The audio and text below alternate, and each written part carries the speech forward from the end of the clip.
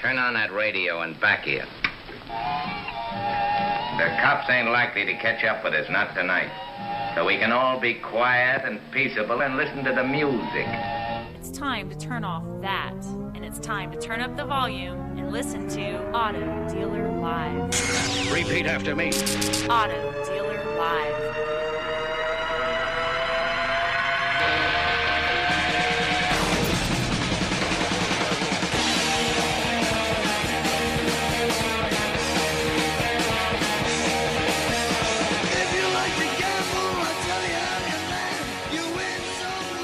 It's that time again.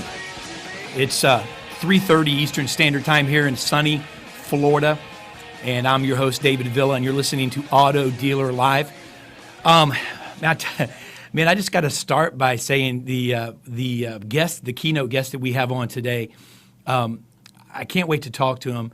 Jason, see if you can find out, man, before Sean gets on, how cold it is where he's at right now, because I almost feel bad because we have so many dealers that are listening to us from the Northeast and the Midwest where it is freaking cold right now. I'm talking, I have dealers in Chicago that's 4 degrees, and it's like 80 degrees here. I mean, I have never had a hot Christmas, and it is getting ready to be a hot Christmas. I'm not sure how I feel about that, but we are excited about the show today. We have Sean Moffett, who's going to be joining us in just a few minutes. And I'm going to tell you, and I'm going to tell Sean this, I have told him this, I am probably most impressed by Mr. Sean Moffett than I have been with anybody that I've interviewed, any sales trainer that I've met. This guy is phenomenal, but he is so humble, and this guy is the real deal. Dealers, hear me. You need to grab a piece of paper and a pen. And if you get nothing else, you need to make sure you get this guy's contact information if you don't already have it. You need to follow him on Twitter, and you need to get his book that's coming out in January. We're going to be talking about that. But this guy has the stuff. And we're going to bring Sean on in just a few minutes. But if you're speaking of Twitter, I want you to tweet us, #AutoDealerLive. I want to hear your questions, your comments. Man, I want to hear a shout out. If you like what Sean's saying, I want to hear it on Twitter. Call us live. We'll see if we can get you on the air. I'm not promising anything, but 813-574-1820. We actually have a dealer that's going to be calling in. We have the Vice President of Lasco Ford, Mr. Matt Lasco. I believe Matt's going to be calling in here in the next 20 minutes or so, live on with Sean. I want to get a dealer that believes in what Sean's talking about. I want to bring these guys together and just really, honestly, less of hearing your host talk today and hearing what these guys have to say. I'm very excited about Sean Moffett and having Sean on the show.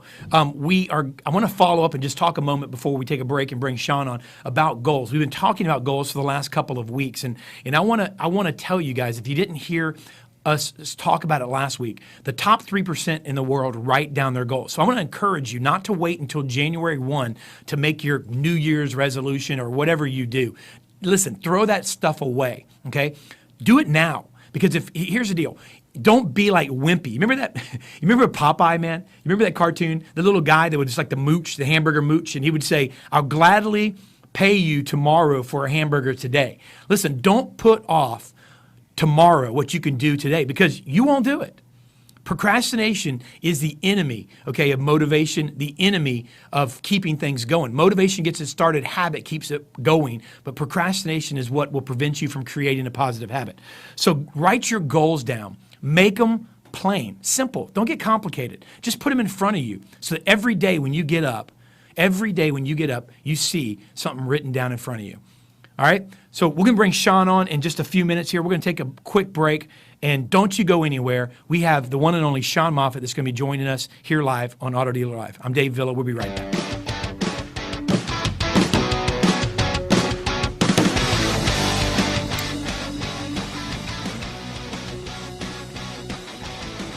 Thank you for joining us on Auto Dealer Live with your host, David Villa.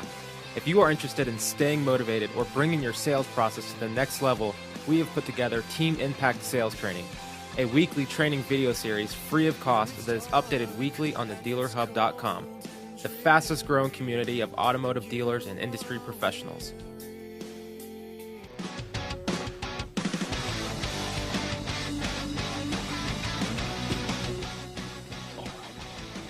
All right, we're back, and you're listening to Auto Dealer Live. I want you to get on Twitter, hashtag Auto Dealer Live, and call in. Listen, we want your phone calls today, 813-574-1820. We already are having tweets come in on Twitter. People are excited about Sean being on the show today. So without further ado, actually, Martin, I want to ask you a question really quick, man. Go ahead, Dave. We were in a spirit of goals, man. You know, I challenged you. I actually asked you. I said, I want you to come up with something hot. Do you have a top 10 list, or do you have a what's trending today? I have a little news brief I can do here, and also have. I don't want to put you on the spot, man. A couple quick tips. Yeah. You know, your beard's getting a little long, brother. I don't know if Human Resources has talked to you about that or not, but your beard is getting a little bit long. Getting out of hand. Getting out of hand, man. All right. What's trending, baby? Let's see here. GM doesn't owe $450 million in retiree medical benefits, judge rules. A federal judge said GM is not required to pay $450 million to cover medical benefits for retirees in a defeat for the Union of Automotive Workers that dates back to the automaker's Chapter 11 bankruptcy reorganization. Stingray, Cadillac CTS, Mazda 3 named Car of the Year finalists. Stingray's hot. Yeah, it is. Mercedes tops Audi in November global sales, and BMW defends the luxury lead once again. Fisker's quick sell through bankruptcy remains on track. Asbury appoints new CFO, and Group 1 buys 5 Georgia dealerships. That might be something guys in the car dealer world be interested in. BMW molds first engine plant in U.S. or Mexico, report says. BMW is considering building engines in the United States or Mexico. 3 people familiar with the matter told Bloomberg. And that's what's trending. Without further ado, ladies and gentlemen, we're excited. We're excited about our guest today. And I said this earlier, and I want to say it now that Sean's officially on the line and he can hear me. This guy is, in my opinion, my favorite, by far, person that I've had the privilege to have on the show. Not only is his material phenomenal, dealers, if you're listening, I said it earlier, you need to grab something to write with. And if you don't write anything else down, you need to write down his information and how to get a hold of him, because this is going to blow your mind. This guy is phenomenal, but he's so humble, man, which is so rare. What a rare commodity to bring such heat, but yet have such humility. And Sean is a catalyst, truly a catalyst. As the country's foremost business expert, he is. First of all, his nationally syndicated radio show, the Sean Moffett Show, is heard in 583 markets across the U.S. It was named Sean's the number one sales expert to follow on Twitter in 2013. That's right. And you need to get on Twitter and you need to follow him. Sean's clients include celebrities, professional athletes, Fortune 500 companies, entrepreneurs, small businesses. Dealers, get ready, because you have something to be picked up today. Sean Moffett, I appreciate you, man, being on the show with us today. Thank you, David. I'm thrilled to be here. It's such an honor. Thank you for having me. Well, you are certainly welcome, and I was wrong about the weather. It's like 80 degrees down here, so I thought, and I had Jason check, and it's like 50 degrees there, so it's not really that cold. It's not 80, but it is. I mean, it's cool. It's not something that you want to go outside and run around in shorts like where you are, but it's all right. We like it where it's cold.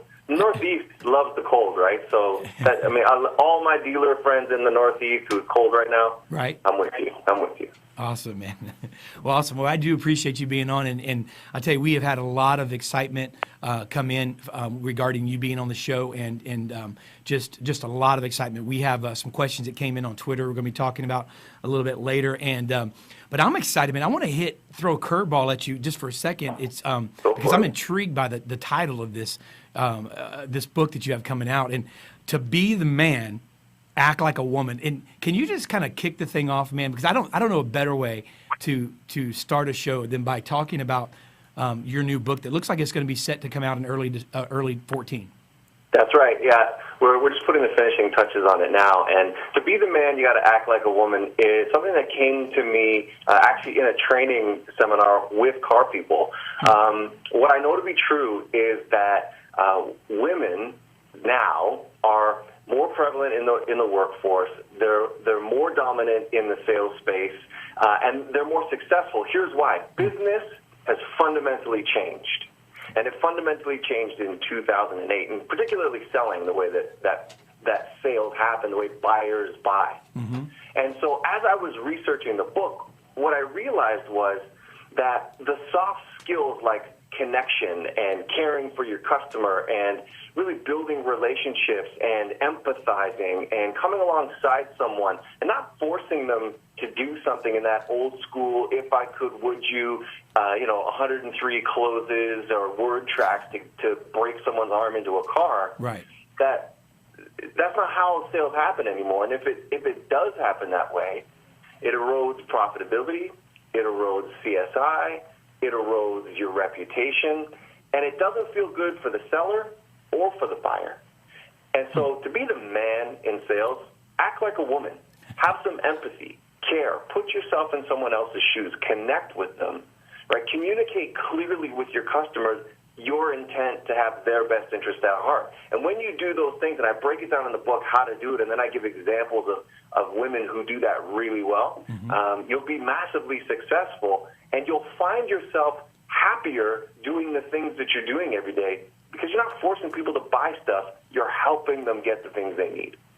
Awesome, man. I cannot wait to get my hands on a copy of that book. And, really kind of go in that direction. You brought up the car business. Obviously, you're on Auto Dealer Live, but you do so much besides the car business. I mean, you're in the corporate and business space. We talked about some of your clients and who they include. So you're everywhere. But I mean, kind of going back to the business, I mean, you have a pretty extensive background. What is your background in the automotive industry? And, I know some of your employees and so forth, are connected to the auto industry. Talk a little bit about that to the dealers that are listening today, so they know, if they don't know who you are, then obviously they can find out a little bit about your background in the auto business.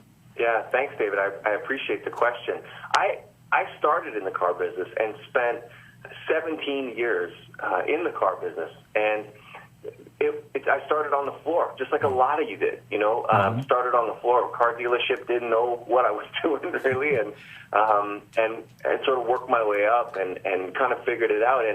And I used that relational selling style when I started in the car business, because I wanted to be different. I'm kind of one of those cats that's like, when everybody's zigging, I try to zag, because I feel like there's some value there. And sometimes I fail when I do that, but often I find it to be successful. And when I came into the car business, it was really that sort of male-dominated,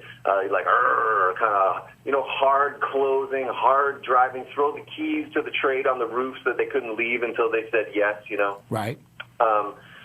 And I just wanted to do something different. And so I started in that relational sort of way, and it always served me really well. And because of that, I was able to move from, selling cars to, I was a fleet manager, and then I was an F&I manager, then I was an assistant sales manager, then a sales manager, then a general sales manager, then a general manager. And from there, when the economic meltdown happened in 2008, I saw a massive disconnect, and I wanted to go and take what I had learned and what I had been training my staff to do to the rest of the world to change the way that selling was happening, because I believed fundamentally that it needed to change, and that's how the Moffett Company got started. Speaking of the Moffett Company, again, phenomenal material. This is, to me, it's incredible what you're doing. Tell us more about the Moffett Company and how specifically your company helps dealers in today's competitive market. The market's never been so competitive. And so we believe that you have to have online impact to create offline results. And so say that again. Can you say that again? That's actually Yeah, absolutely. You need to have online impact to have offline results. Wow. That's good. And so our company, the Moffett Company, dominates in three spaces. We don't play, although we like to have fun. Right. We're in three spaces. The first thing we do for our clients is we get you massive attention online, the kind of attention that brings you leads, that brings you brand awareness, that creates conversations, that is a market-driven call to action, do something now kind of attention in your geographical market. So what the other players in your market are doing to get leads and get people through the door, we outdo for our clientele online. So there's a massive presence, and they rank in search engine optimization, they rank in social media marketing, and they dominate their backyard. But that's where the call to action is and the marketing happens, is online. But there's a secondary piece, that's the social piece, that I think a lot of dealers miss. Right. And social media is where your brand lives and interacts with your clients. And so you've got to have a social media presence that is not only warm and inviting, that shows you care, that creates connections and conversations, and that allows you to close the relationship so that people begin to see you and your brand as the expert in the space, the one providing guidance around the information that's out there, and the go-to people. So that's the second thing we do. The third thing we do is that we train your staff on what to do with all of those leads and people and conversations that you're now having that we're generating and driving for you. So I come in, or my team comes in, depending on what the dealer wants, and we do full day training, half day training, week-long training around how to actually deal with these customers who like you, believe you, and trust you because they found you online because of the services we provide, and how to turn that into offline results where the client loves you, where they're happy to pay what you're asking for the car, and that they go and tell as many people as possible that your store is the place to shop. So you basically create. I mean, I love that too. The word dominate. I love that word, and because you're having fun, but you're there for a purpose. So you create massive attention online, and and then the second component is you're bringing in a huge social presence to that dealership. And you're right. I think dealers want to know. I don't think the average company knows, and dealerships are typically 5 or 6 steps or 5 or 6,000 steps behind maybe the average company when it comes to that. And then you come in. I love this part too, because you don't just provide it, but you're saying you come in and then say, hey, this is what you do with it. So you're connecting the dots. That's right. That's awesome. Yeah, it's A plus B plus C equals success.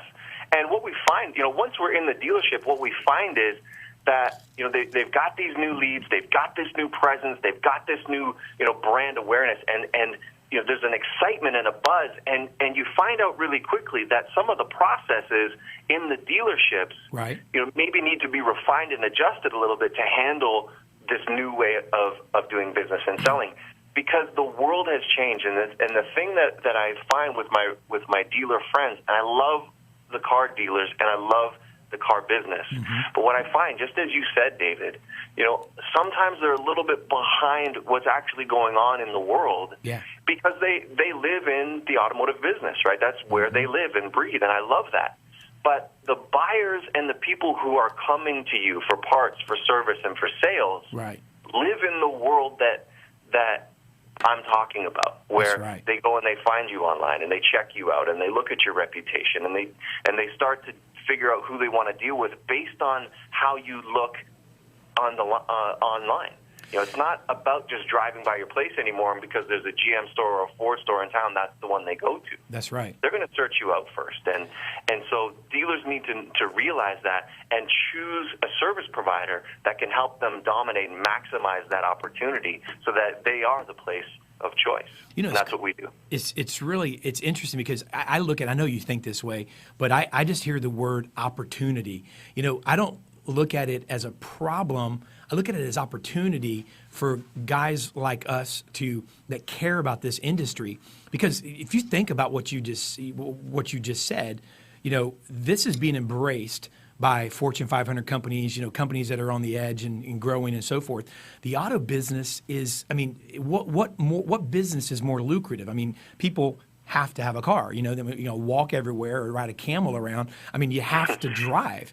And so you have an industry that's multi-billion-dollar industry that is full of opportunity if you could bridge the gap, and that's what I love about you. What I've read, what I've seen, what I've heard, and now what I've gotten to know in the short time I've talked to you, you care about this industry. And I do. why do you think, I mean, you've talked about the sales process changing over the years, and I want to ask you how, but I want to kind of piggyback because we actually have a dealer on the phone I want to bring in a couple minutes just to kind of talk to us a little bit. He's actually a great guy. He's a VP of a successful store in Michigan. But how has the sales process changed? And piggyback that onto why sales training, specifically what you're offering here, because there's trainers that dealers need to lose their numbers. I mean, these are guys that are just making it worse, but they're truly guys like you that has such an effective program because of the motive and the heart behind it. So, A, how's the sales process changed? And B, why is training, effective training, so important? Great questions. The sales process has changed because it's not only shortened, but it's switched back to emphasis being on the client and the buyer. And, you know, when I was in the car business, I used to pay lip service to that. Right. You know, oh, yeah, customer satisfaction and exceeding expectations. And the reality was the only thing I wanted to do was to move some iron and make some profit. And that has changed because the market has eliminated those. It's like the mafia. You know, every 10 years they take out all the underlings and they have a war for opportunity, right? And I think this has happened in the car business as well. It has fundamentally changed. We used to be the holders of all the information. Right. We used to be the ones that people had to go to find out about the car and the specifics and the details. And when you have the information, you have the power. And dealers like me, when I was a dealer, we did that. And the problem now, but it's not a problem, it's an opportunity, as you say, David. But the thing is now that buyers unless they don't embrace it. Unless they don't embrace it, then it's their problem. I'm sorry, go ahead. Yeah, exactly. But buyers now have more information and more access to information than ever before. Car dealers will never again be the keepers of the information. So the process has to change. Right. And here's how it's changed. Dealers now have to be the providers of guidance and expertise to frame the information that a customer has in order to create $1 million experience that lets the buyer choose them over someone else.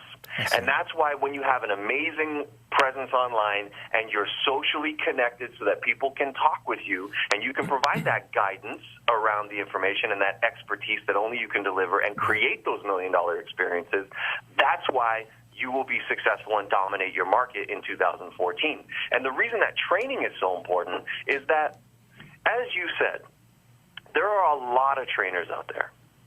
And dealers often choose the people they know or have done business with for a long time. But I've seen all the trainers and I've heard all this stuff, and a lot of it hasn't changed since the early 90s. Now think about that. In the early 90s, we weren't using computers. Right. We weren't using mobile. We weren't using tablets. We didn't have hybrid cars. You know, gasoline was, 75 cents a gallon? Yeah. You know, we were just barely figuring out what a fax machine was. You know, I remember a trainer who used to teach about fax machines and how to close over the phone. And close an appointment over the phone. Two very famous trainers. But the thing is, times have changed. That's good. And so the training that you're delivering for your staff has to keep up with not only what's going on from the industry side, what's actually happening in the world right now. Because you're spending money on CRMs, you're spending money on advertising campaigns, you're spending money on inventory, but you're training your staff in a manner that doesn't connect anymore because it's 20 and 30 years old. That's good. And you have to train your staff to understand where the buyers are coming from and how they're feeling in the process. Because if you don't, you just sound like a clanging gong or a banging cymbal. That is good. You need to connect with your buyers. Show them that you care. Communicate clearly. If you ever want to hope to close the deal with them. You know what? I want to stay right in this vein for a second. I'm going to bring Matt on. Let me see if I can grab him really quick here. Matt Lasco. I am. Matt, are you on? Sean, you still with us? Yeah, I'm here. Hey, Matt, how are you? Nice to speak with you. Nice to meet you, Sean. You too. I just want really quick for our listeners. He's no stranger to the show at all, but I gotta. We call him the myth, the man, the legend. He certainly is not in age there. Matt's a young, happening dealer, but this guy is, in my opinion, the best car dealer on the planet, and certainly the best in Michigan. Matt Lasko, the vice president of Lasko Ford in Fenton, Michigan, a town of 12,000, ladies and gentlemen, and this man is blowing it out of the box, and then started a pre-owned dealership. Mind you, Matt, I could be wrong. I think 2 franchise dealerships failed at this location in Grand Blanc. Matt says, you know what? So what? The wrong guy was there, bought the dealership, put a used car lot there, and you guys are, what, about $120, $125 a month now? Yep.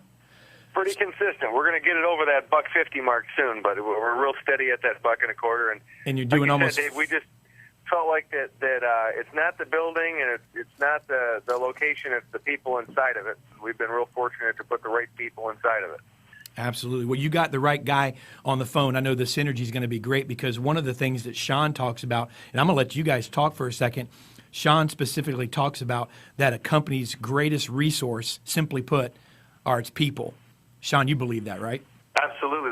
That's where my company was founded, on the idea that the greatest resource that your company has is your people. And so, what you give them in tools and training and expertise and how you frame their experience of working in your dealership is going to translate to not only the buyer but to the bottom line. And so the more you invest in the soft skills and lifting your people, inspiring your people, and showing them that there is a better way, and here's the better way, the more beneficial it is for the buyer, ultimately the customer in the long run, and the dealership as a whole. I couldn't agree more, and I feel like it's a lost art, the art of motivation. It's something that years ago the greatest business owners of all were outstanding at motivating their people and cultivating people. And for whatever reason, our industry right now has got to regroup and understand that it's all about prepping your people to be great in order for them to actually achieve greatness. Indeed. Matt, Sean was talking on the show earlier. And his company is unique. I mean, he's a business expert and a trainer, and understands and came from the car business originally. But he was talking about dominating your market, and had three points that he brought up, basically, that he believes in. And I don't want to speak for you, Sean, but I want you to comment on it. He said gaining massive attention online, number one, then creating a strong social piece and bringing that in, and then training the staff on how to handle the leads coming in. I think that's a pretty strong formula, Matt. What do you think? That sounds like a car business that maybe we're not too familiar with. Well, I agree. It's like with you do mail, and we do a great job with your mail. Well, obviously you do a good job. You put the right mail out on the right list, but it's also what we do to prepare our people when that client calls or comes in that makes the success rate happen. And it's the same exact thing when it comes to a social media message or whatever it may be. We're doing a $500 cash giveaway for 10 days right now. It's our Christmas Giving Back event.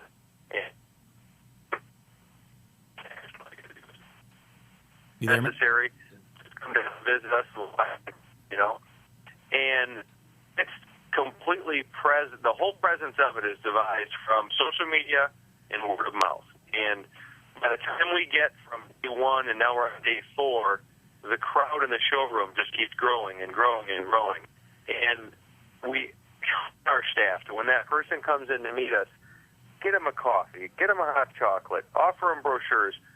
Don't try to sell something. Just make their experience great the first time they come visit us.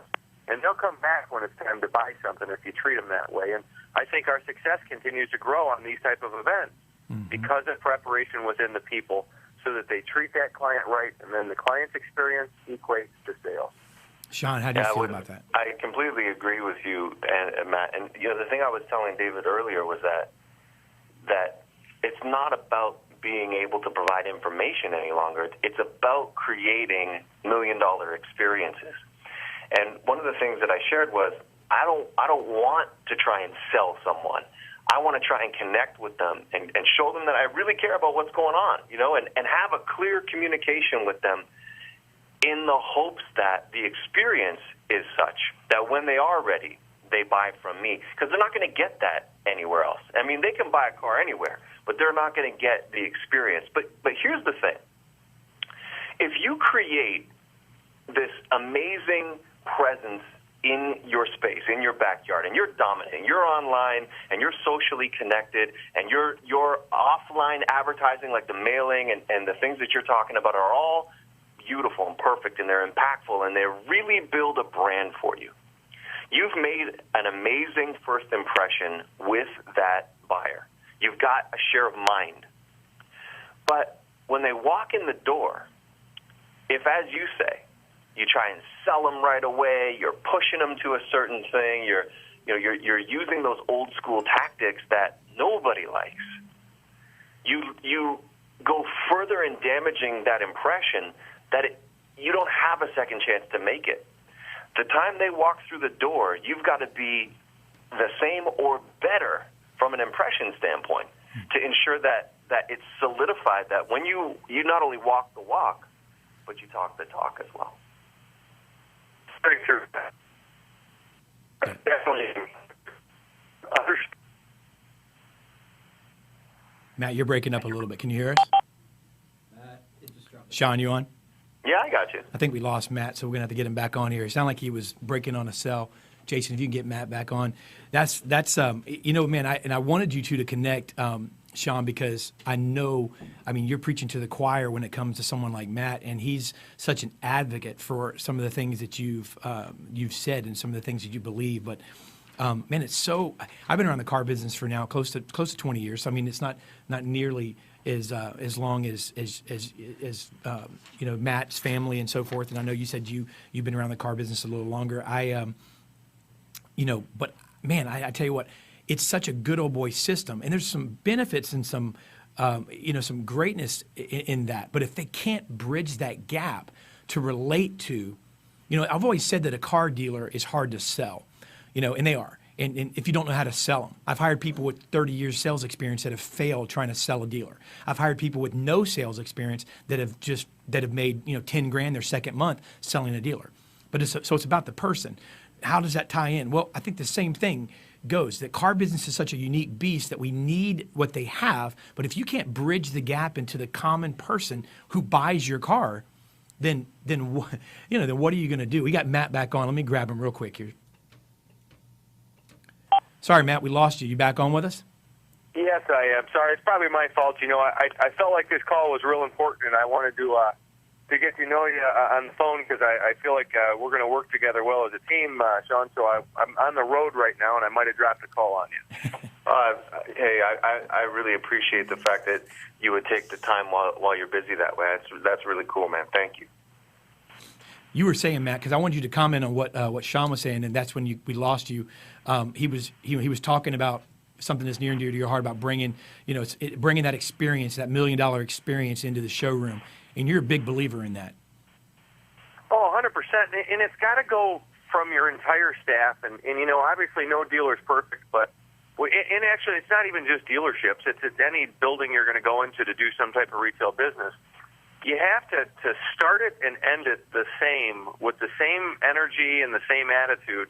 And then after you've sold it, and this is, another letdown in the industry that we were much better at, I feel like 10 years ago, is the after-sale factor.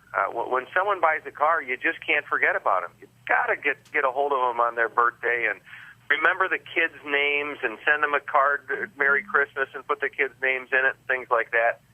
It's our internet pricing and all these things to where now it's become such a transaction-based deal. We're forgetting to keep the relationship with these clients. And for us, we're not stupid. We sell 6,000 cars a year.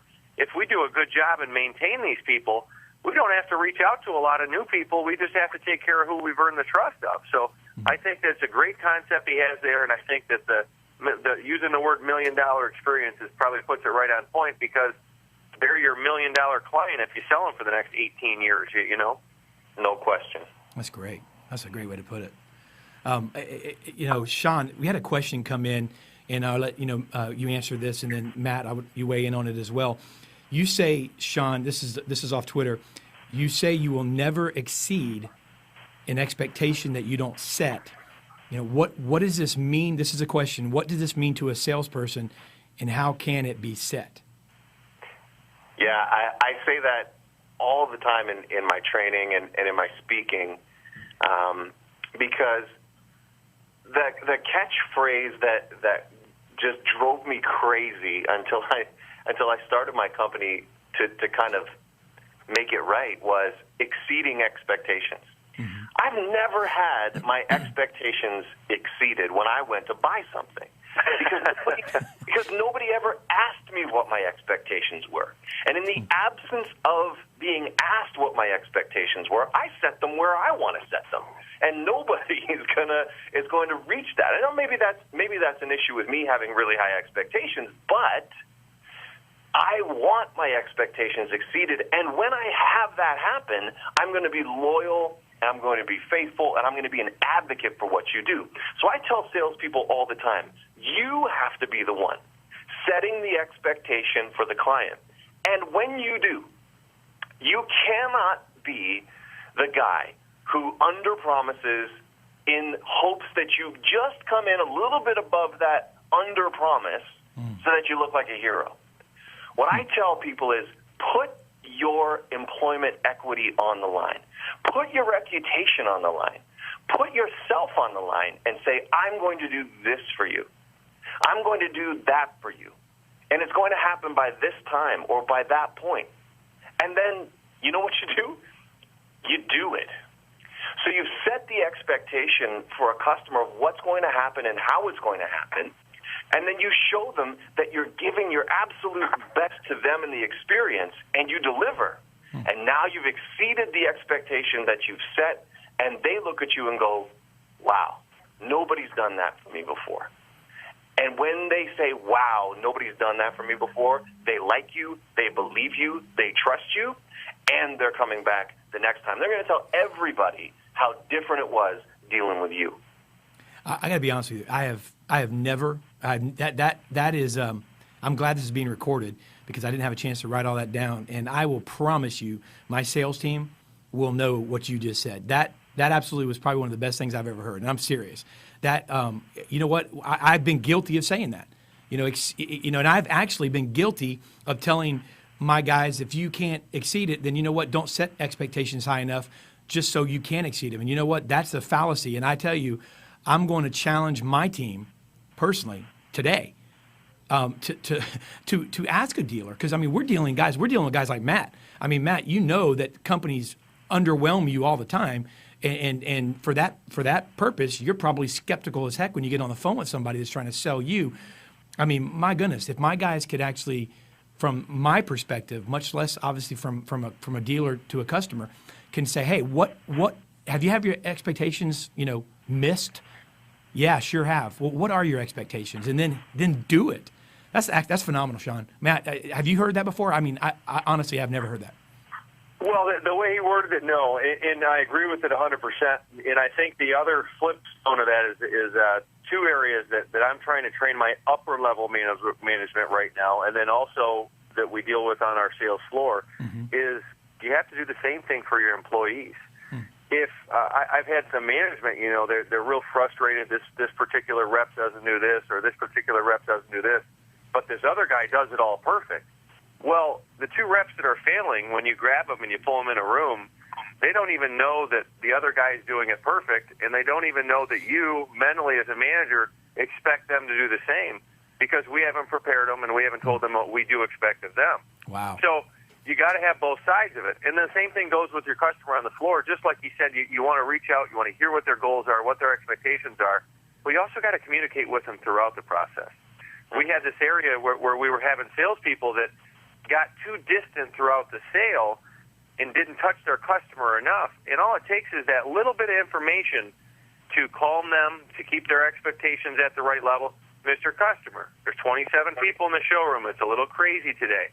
It might take me an extra 15 minutes for your appraisal, but it'll be worthwhile because we're going to get you extra money. Instead, leave him sitting there for 20 minutes until they come see you and say, hey, my car hasn't moved yet. Why haven't you appraised it? Well, so you're adding all that communication. is an expectations factor and controlling it and managing it rather than letting it blow up and you have to react to it. So I think it's a genuine concept that is very important to any sales industry, 100%. Yeah, what I hear you saying from it's not only in the experience of price or experience of quality, but it's communicating. I mean, it's being proactive instead of reactive in handling the entire process from soup to nuts, proactively and with proper communication, so their expectations are exceeded along the way.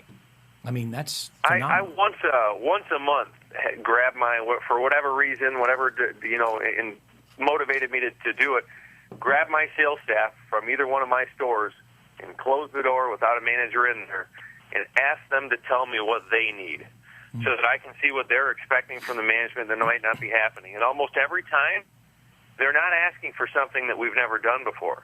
They're asking for stuff that we've done for them in the past that for whatever reason we're not doing for them still. Wow. And we have to, it's all the circle of expectations there. Well, if they're expecting something and we're not doing it to support them, they're not going to perform to the capacity we need. And it goes back and forth from your customer to your sales rep to your management team. And everybody's got to be on that same page or it fails. So it's a really key point that Sean hits there. And it's probably not something that many businesses look at from that angle and understand the importance of it enough. Well, if you're not doing it, Sean. If I may, Dave, Sure. you asked me earlier about how the sales process has changed. Mm-hmm. And the sales process that I believe is the way to sell, and I use the word sell loosely because I believe that business is personal. And business is all about relationships. And relationship is selling ideas, selling concepts and thoughts, selling togetherness. And so here's the process. Care, connect, clearly communicate, and close. If you think about that from exactly what Matt just said, that not only are we selling our clients, but that as managers and owners, as executives, we're selling our managers to sell our people. You got to care about them. You got to connect with them on a real level that says, hey, I'm here for you. And you've got to clearly communicate, and that's where that expectation comes in.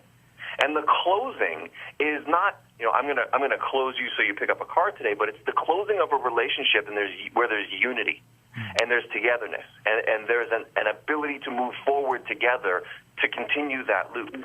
And Matt, I love the fact that you clearly communicate with your managers and executives to get the best out of your people, and that you clearly communicate directly with your people, because there's no other. Well, I mean, there's a lot of reasons, but that's the reason that you're as successful as you are, because you are using that process perfectly. Well, you can't expect for your customers what you're not willing to do inside, and that's what I was thinking when Matt was saying that. I mean, if it's not, or I think it has to be organic, it has to come from, from inside, and so that's why his customers are experiencing that, because his employees are experiencing that. That's a great point. I know we have about 5 more minutes, Sean. I know Matt's on the road, and you have to go, Sean, as well. And I appreciate you guys. But in closing this out, the next couple of minutes, I mean, Matt, really looking at this online presence, this social presence, and the massive attention that can be established online. I know that it's got to be set up properly foundationally, because if not, then you're just broadcasting a disaster. But let's say you got it all together. Let's say, looking at this, and I want Sean to compliment, because this is really his space as well. What do you think is really important? And I know you guys believe in this. And what are you starting to see is in 2014 is a foundation in the car business, at least for you? Well, I think I'll tell you our avenue, whether it's right or wrong, but this is our avenue this year. We really want to develop a presence to where people know how much we're actually willing to do for them. We're not going to do a ton of price point or direct type of marketing this year on social media. We're really going to try to broadcast what we do, which we actually already have been doing for years, these amazing things. Mm-hmm. And we know that if we get that out to the public, that we're going to be in the back of their head when they think about a car because of those memories and what they see. So in our case, we're going to reach out to a lot more people in the public and give some special offers to our social media fans and friends that are following us, giving them things towards loyalty. And then as we do these things for the local charities or the schools or the kids or whatever we may be doing, we're going to give a great recap to all of our social media and followers and friends so they know it, and we're going to tie them into it. We had a great response when we started to reach out to our clients and say, hey, last year we gathered 100 coats for this particular center. We think we could gather 700 coats this year if we reached out to our 36,000 customers. And it was overwhelming how many customers, because they had bought their third and fourth car, and they are local, wanted to be part of it. Wow. So we're trying to use social media to get them involved with us, knowing the sale, just as Sean says, the close, whatever you call it, that's going to come at the end when the circle comes back around. But if we keep them tied to us, involved with us, wanting to be part of what we're doing, they'll be our customer and loyal down the road. Sean? Yeah, you're absolutely right, and that's the way. I mean, social media is just that. It's social. It's a place to build your brand and the relationships therein. You've got to be talking with people and including them. And Matt, you're absolutely right. In 2014, 95% of car buyers in the U.S. will shop online first. And your store, your business, your dealership must have a massive presence in order to get not only your share of the pie, but to dominate your space. And the online space, the attention that you get, it's got to be positive attention. I don't want you getting negative attention. It's got to be positive attention, and it's got to have a differentiation, a call to action, but not that tactical, 0% or what everyone else is saying. I want to know why you're different and why that matters to me as a buyer. And that's what we help dealers do, is to differentiate yourself and get massive attention that way. And then, of course, tie that into social and be social. Invite people to do stuff like that. Get them rallying around where you are. Because generally people are good. They want to help and they want to connect with others. In this fragmented world of disconnection, people want to be connected to people, and that's how it works. And then, of course, you just got to teach your people how to handle it once the traffic comes in and make it great and $1 million experience for the client, which ultimately rewards everyone in the process. Well, man, that's awesome. I know, Sean, you're going to be in Michigan in a few weeks, aren't you? That's right. Yeah, I'm going to be beginning of January. I'm going to be over there. Awesome. You need to go by and see Matt, man. Great. I don't know a better car guy. I've worked with Matt for several years, and they don't get any better. But really quick, if you want to talk to Matt, what's the best way? I don't want to throw out anything that you don't want me to. What's the best way for these guys to get a hold of you if they have a question for you? I know that you're the kind of guy that's okay with that. It's very easy to access, so I don't mind. I find the time. It's like this call. In order for me to get better, I've got to have relationships with guys like yourself and Sean, and in order for us to connect with dealers, we've got to be there for them. So you can email me at mlasco@lasco4.com, or you can call my main office, which is 810-629-2255. My staff will get you connected to me. They'll text me, whatever it may be, which is the same way I want your staff to be for your clients, please. And we'll be happy to help out. And Sean, make sure, when you come to Michigan, grab my info from David there and shoot me an email ahead of time. I'd love to get together with you and chat a little more in depth and see if we can continue to grow our ideas together. I'd love that. Awesome. Sean, to be the man, act like a woman. I can't wait to get a copy of this book, man. When is it coming out? Do you have a date yet? No, we don't have a date yet, but we're looking at first quarter of 2014. Awesome, man. And how dealers, I know that they're going to want to get a hold of you. Obviously, they can follow you on Twitter. Throw out your information the best information. You have over 320,000 people following you on Twitter right now. I think it's 350, but who's counting? 350. I would be counting. And here's the deal. This guy handles his own Twitter in some cases and responds back. So that's what I love about him. Not a humbler guy out there. And so how do they get a hold of you? What's the best ways? Because dealers need to get a hold of you to find out how you can help them. Yeah, thanks, David. I appreciate your kind words. Yeah, I do handle my own Twitter, and I respond to everyone that sends me something. So I'm on Twitter at THE Sean Moffett, SEANMOFFETT. Instagram, the same thing, The Sean Moffett. Facebook, The Sean Moffett. You want to email me, info@themoffittcompany.com. Yeah, and I'd love to talk to everyone. So I answer everything directly. So you get me directly. Awesome. Well, Matt's dropped off, and Sean, man, I appreciate your time. I can't wait to get to know you more myself, and I know you're a busy guy, but I'd love to have you back on sometime, and look forward to getting to know you more in 2014.